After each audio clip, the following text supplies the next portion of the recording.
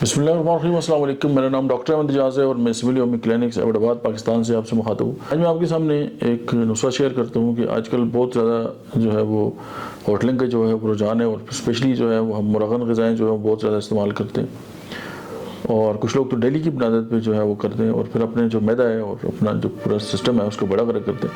तो उसके लिए होम्योपैथी का एक बड़ा शानदार नुस्खा है।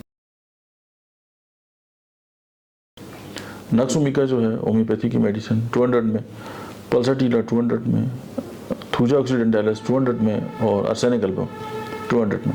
ये चारों मेडिसिन जो है वो आप मिला लें।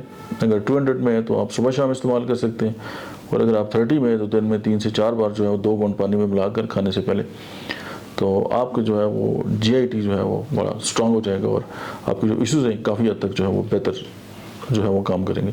अगर इससे बेहतरी नहीं आती तो फिर आप अपने जो डॉक्टर हैं आपने उससे फौरी तौर पर रब्ता करना है। Thank you.